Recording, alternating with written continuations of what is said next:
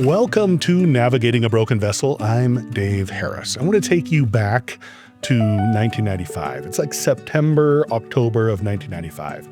I was living in Logan, Utah. Now, Logan, Utah is home to Utah State University, and I was going to school there at the time. And it's only about, I would say, maybe 30 miles away from the southern Idaho border. So not too far away from Idaho. And my parents at the time, they contacted me and they were like, "Hey, Dave, we've got a family reunion in Idaho. And if you go there from where you are, it's going to be only about 2 hours of driving. Do you want to go?" And I said, "Sure, that's not bad." And they said, "This is kind of cool because it's like an extended family reunion. It's not like your normal Harrises that you're used to, or my mom's side of the family, the Clarks. It's your kind of extended family." And I thought, okay, that's kind of cool. Now, another story would be that my my extended family is made up of Butts, Butts. That's that's the last name of my great-great-grandma. Is actually my great-grandma is Butt. I almost was a Butt, but I went with Harris. And anyway, it's a Butt reunion is what we used to call it.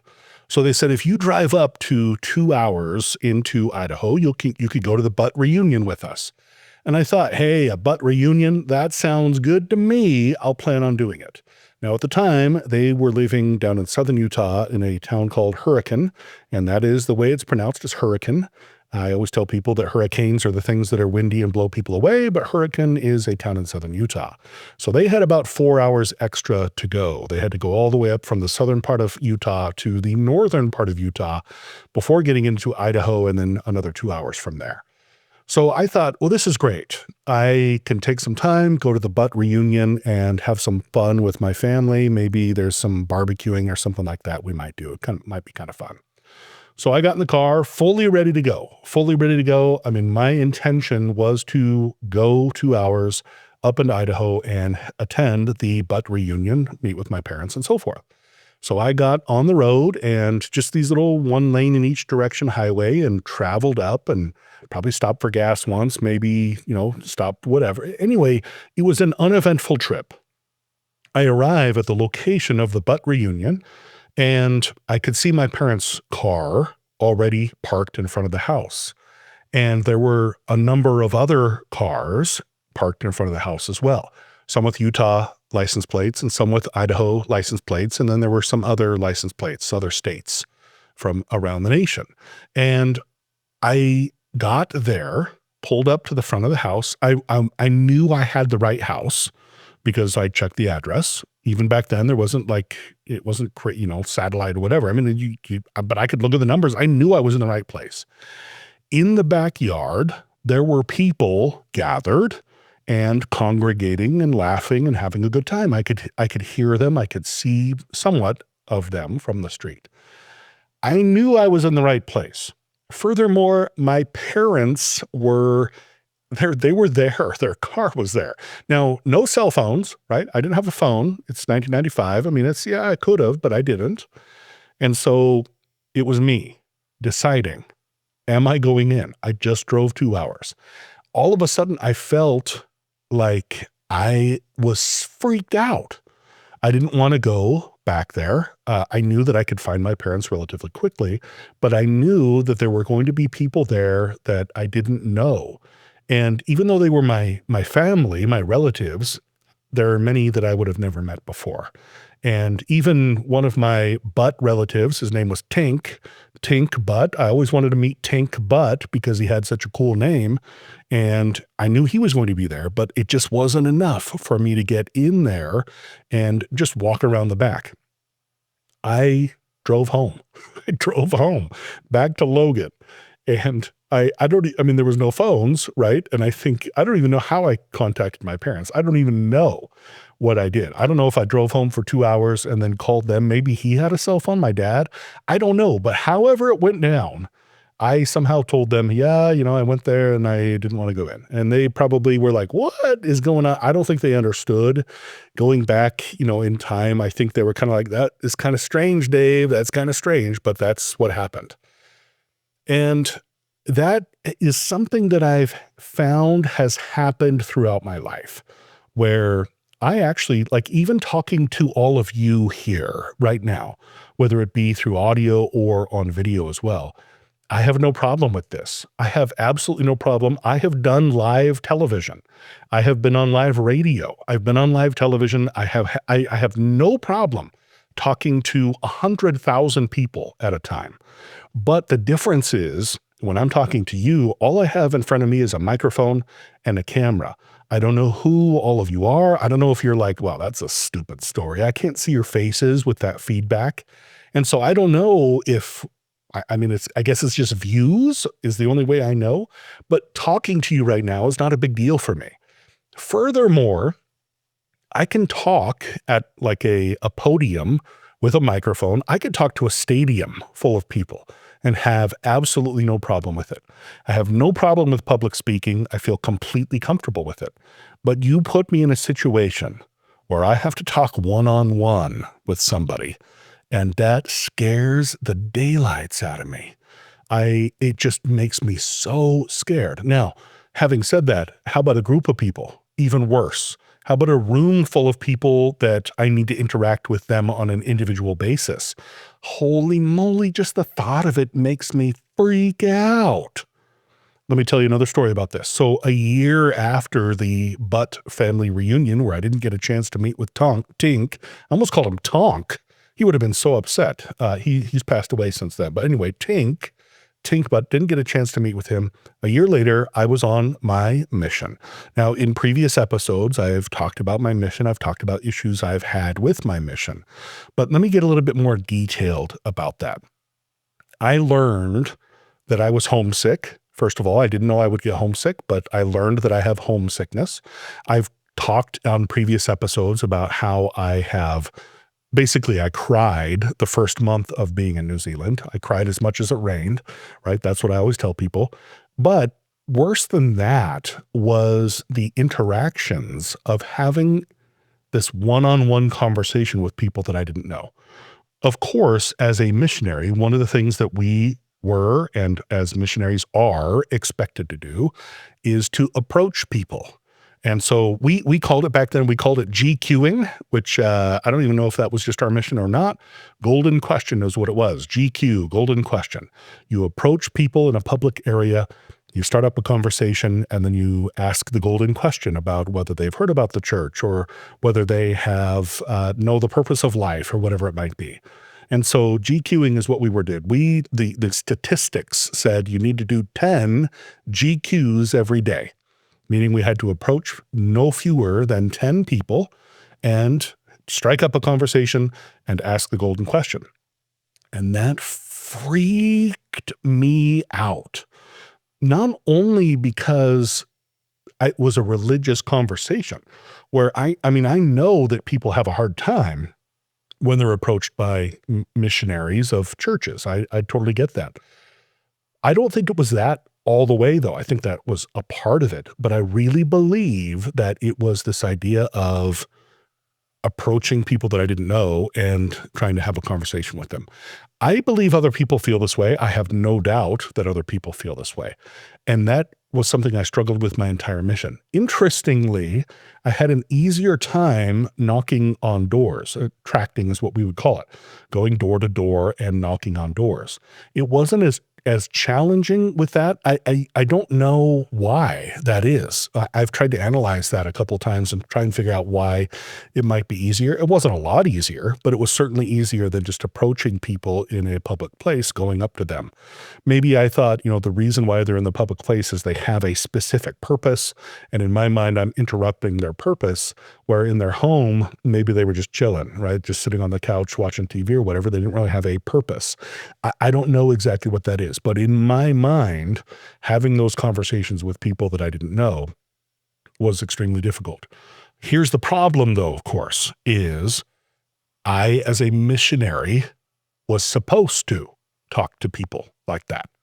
And so I would get this anxiety. I would get to a point where it was hard. I just didn't want to do it because I was so freaked out about it. Just had that anxiety. The problem is I knew that I should be doing that. And so that disparity between knowing what I should be doing and what I was actually doing and how those two were not the same, then I felt guilty and then I got depressed. And so the anxiety coupled then with depression, because the anxiety made it so that I couldn't do what I should be doing, and I knew I should be doing it. And then the depression would come because of that disparity of knowing what I should be doing and not doing it. And so I struggled then with anxiety, depression, even to a point where, I mean, literally, I did not want to leave the apartment. We called it a flat down in New Zealand, but the apartment, I just didn't want to leave.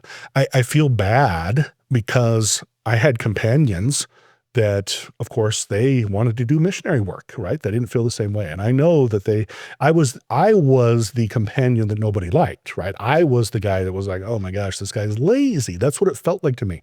Again, kind of those thoughts of, anxiety, depression, and then this idea that people are feeling like I'm lazy. And I specifically remember, and maybe this companion that I had back then, it's possible that he might be listening to this episode.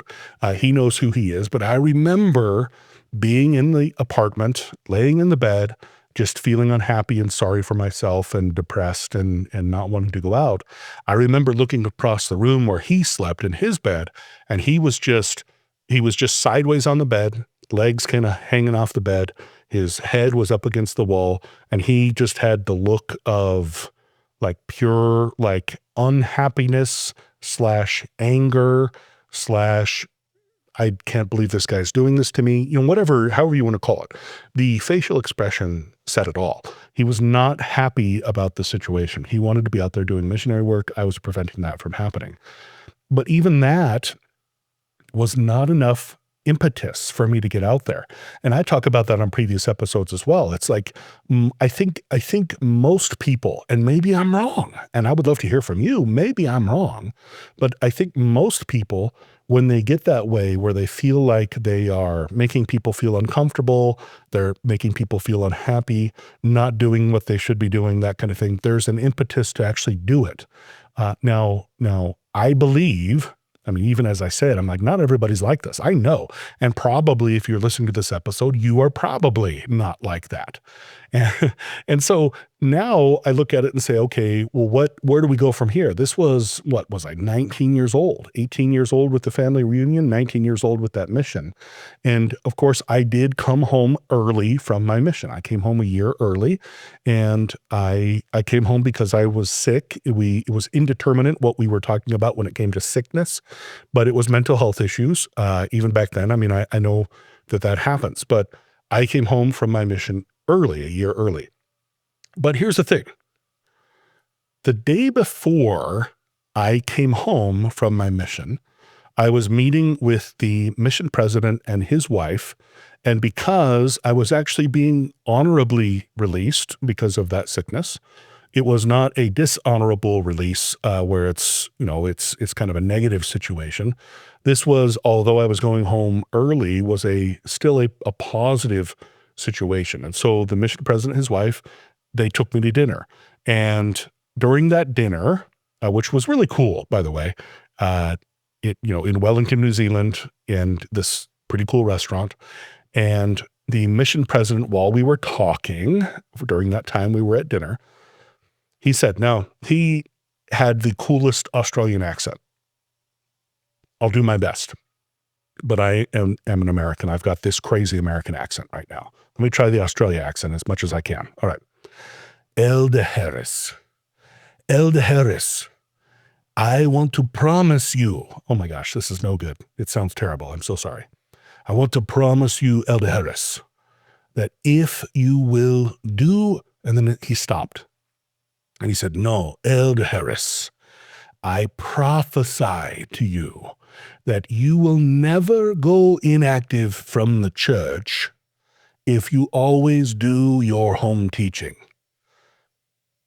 You will never, okay, let me just do the American accent because the Australian accent is poopy. So sorry. You will never go inactive from the church if you always do your home teaching. I'm paraphrasing, and I might have switched it up a little bit.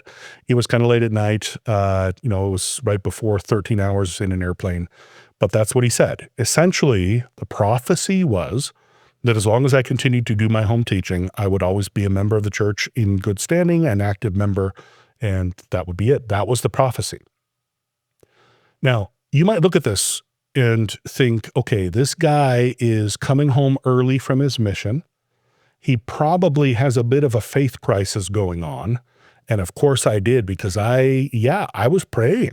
Please, Heavenly Father, please make it so that I can get through this, so that I can approach people, so that I can not feel this depression, so that I can not feel this anxiety. Through the atonement of Jesus Christ, please let this happen. And I was going home. And so that would be a faith crisis. And here the president of the mission uses that term prophecy and says, if you will always do your home teaching, you'll always be a member, active member of the church. You'll never go inactive. I went home, and there was an opportunity for me to go back out after receiving counseling.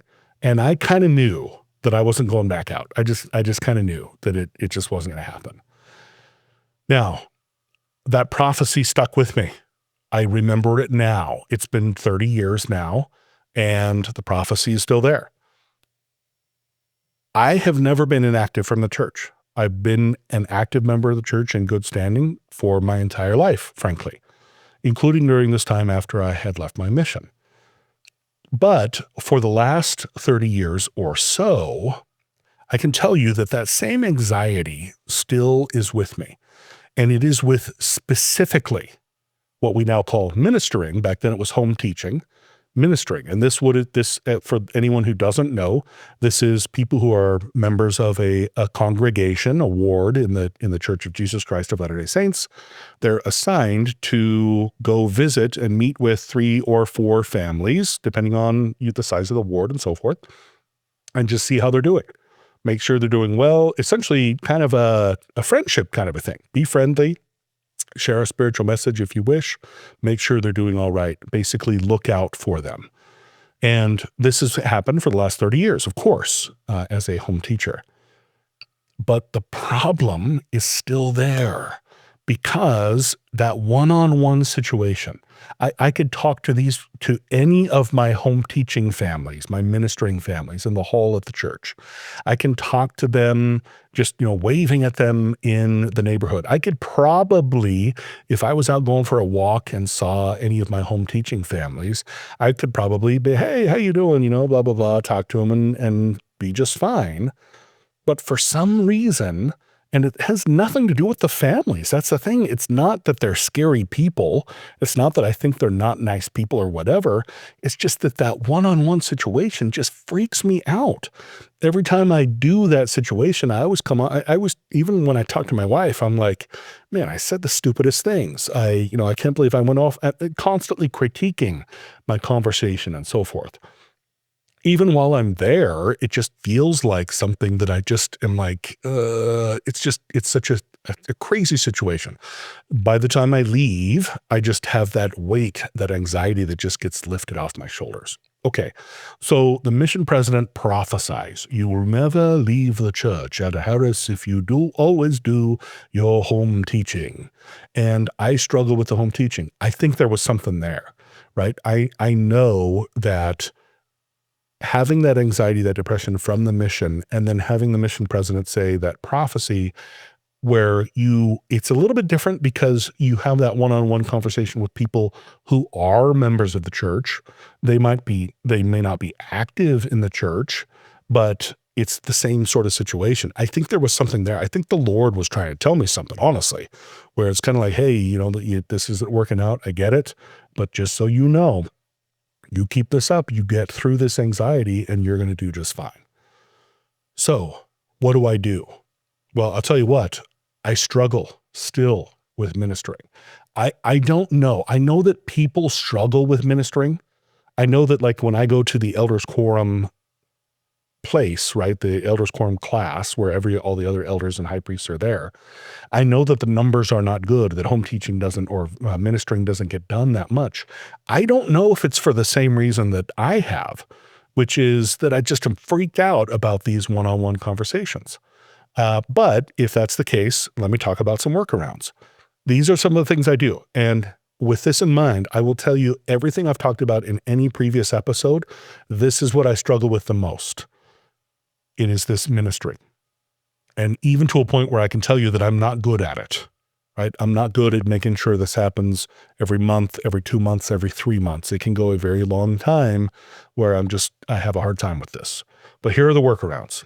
Sometimes I will just hand my phone to my wife and I'll say, hey, will you just send a text to my ministering families and set something up?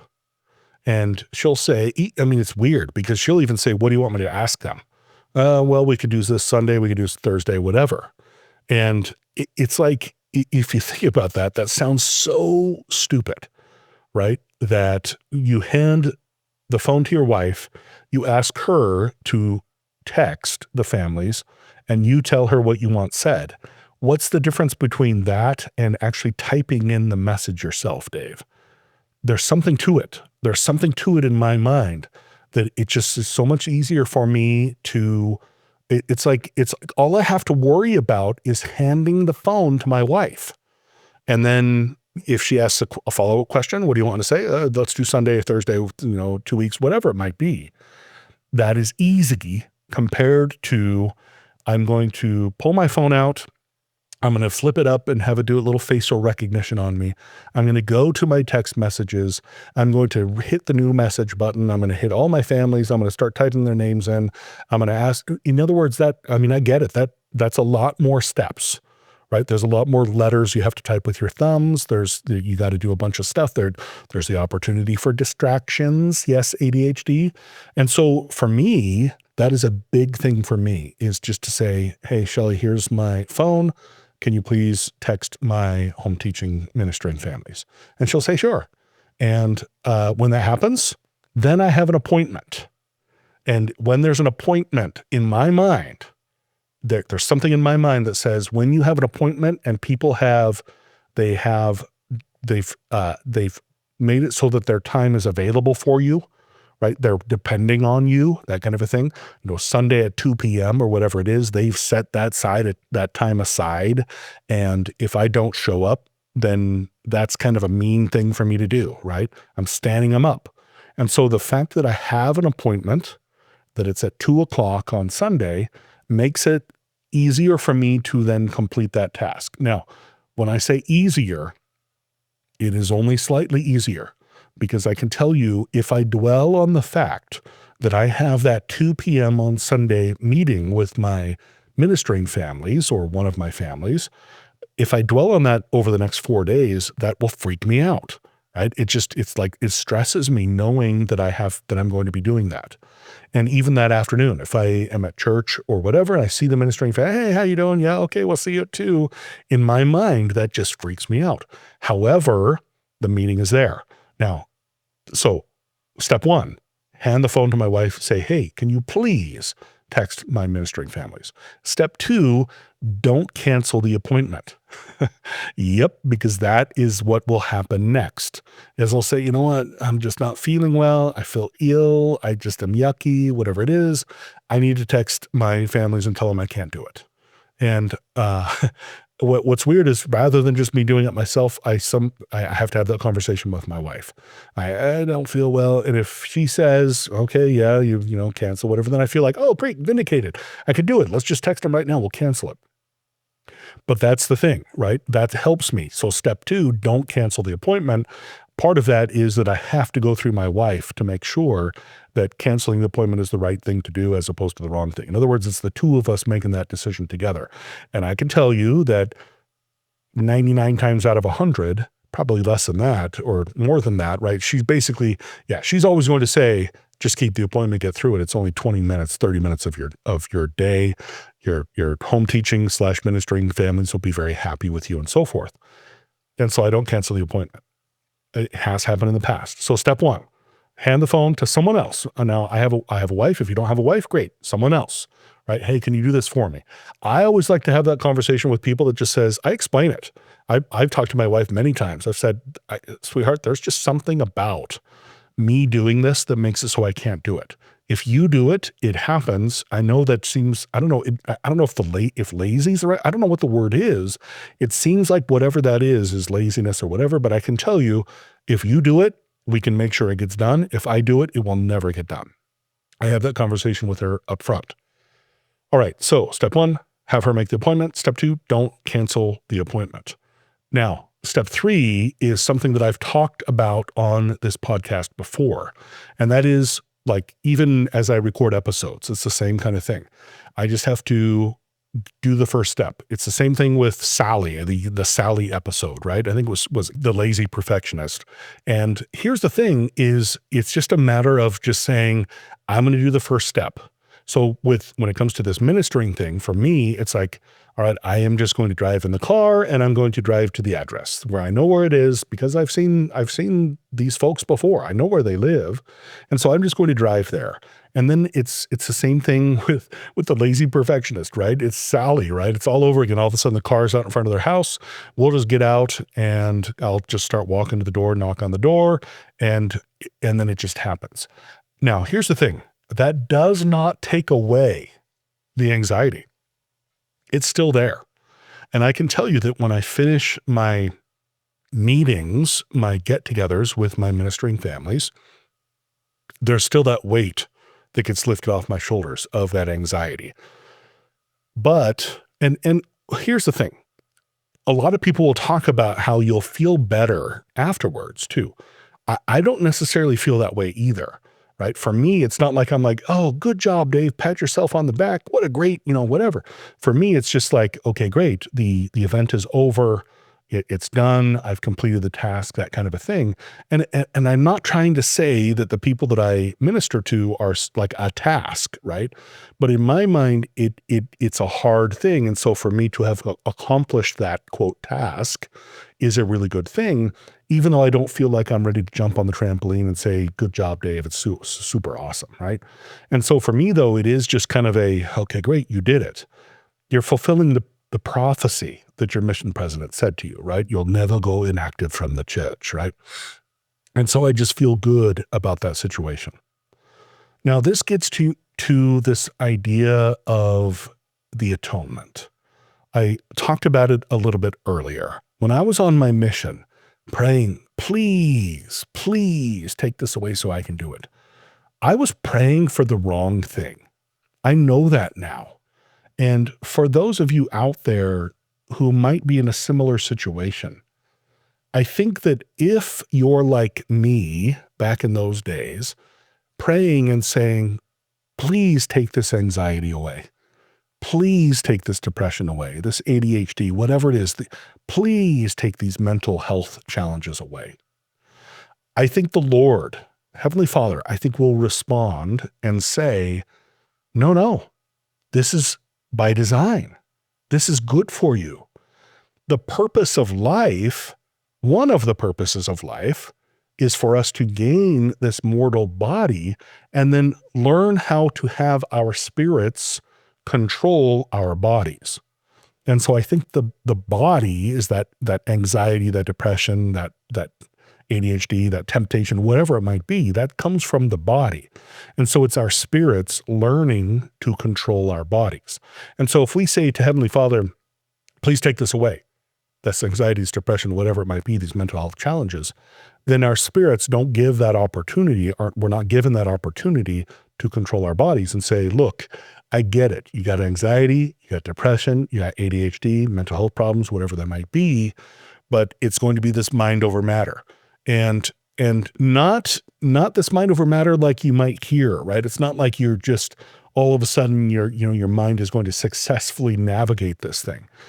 It requires that effort. It requires that learning. It requires you to come up with your own steps. For me, those are the steps that work for me. Give my wife the phone, make sure I don't cancel the appointment, and then do that lazy perfectionist thing. Those are the 3 things I do, but it might be something different for you. That is my process of learning how to control my mortal body. For me, the anxiety, the depression, all the other things that I struggle with, I have learned now that those are things that I may never get rid of. Those are things I may struggle with for the rest of my life. And with that in mind, I'm okay with that.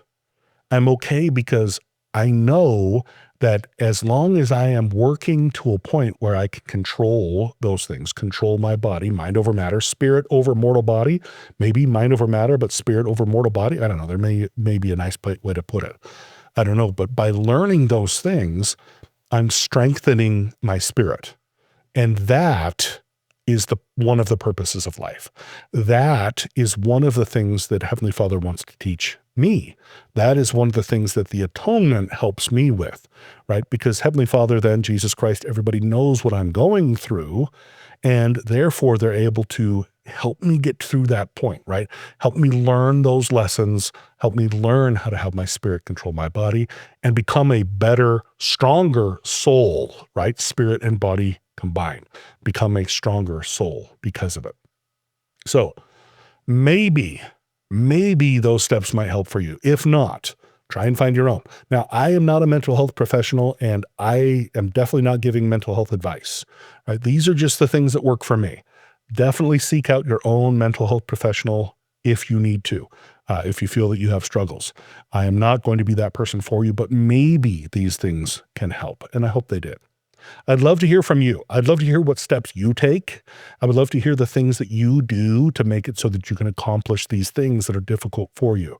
Dave at navigatingabrokenvessel.com, Facebook and Instagram, Navigating a Broken Vessel. And I really appreciate you being on this episode. Feel free and subscribe. Feel free and like. Feel free and share. That's going to be awesome. Really helps us out. Appreciate it very much. Thanks for joining us. We'll see you on the next episode.